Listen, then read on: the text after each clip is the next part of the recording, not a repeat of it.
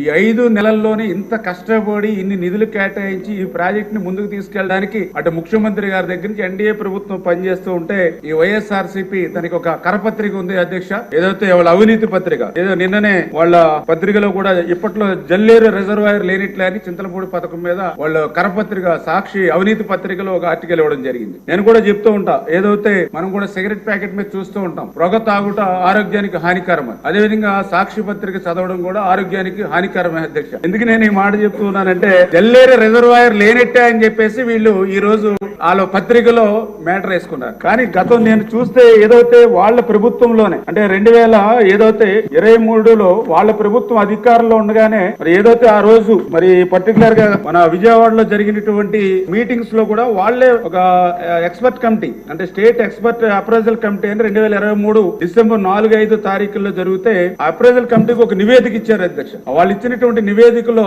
చాలా క్లియర్ గా submit affidavit for stating that no earthen dams and no reservoirs are proposed to be constructed in the project అంటే చాలా clear గా దాంట్లో affidavit submit చేశారు. ఈ చింతలపూడి ప్రాజెక్ట్ లో రిజర్వాయర్స్ ఏమీ కూడా మేము ప్రపోజల్ చేయట్లేదని వాళ్లే ఆ రోజు రిజర్వాయర్ ని ఎత్తేసినటువంటి పరిస్థితి అధ్యక్ష. దాని తర్వాత మళ్ళీ వాళ్ళు గవర్నమెంట్ కి కూడా ఒక లెటర్ కూడా రాశారు అధ్యక్ష. మళ్ళీ డిసెంబర్ 2023లో చాలా క్లియర్ గా అందులో కూడా మెన్షన్ చేశారు అధ్యక్ష, Jalleru reservoir component is deferred public kept aside as Jalleru reservoir component exit in the original as well as revised administration approval given by the government. అంటే మేము ఏదైతే జల్లేరు రిజర్వాయర్ ని వదులుకున్నామో దీన్ని పక్కన పెట్టామని చాలా క్లియర్ గా వాళ్ళ ప్రభుత్వంలోనే అఫిడవిట్ ఇచ్చి వాళ్లే గవర్నమెంట్ కి లెటర్ రాసి ఈ రోజు ప్రభుత్వం మారిన తర్వాత ప్రతిపక్షంలోకి వచ్చిన తర్వాత ఇటువంటి బురద జల్లేటువంటి కార్యక్రమం వాళ్ళు చేస్తున్నారు అధ్యక్ష. ఏది ఏమైనా ఈ రోజు ఎన్డీఏ ప్రభుత్వం కృతనిశ్చయంతో, ఎందుకంటే ఈ రోజు ఏదైతే ఈ యొక్క 10-12 నియోజకవర్గాలకి నీరు అందించడమే కాదు అధ్యక్ష,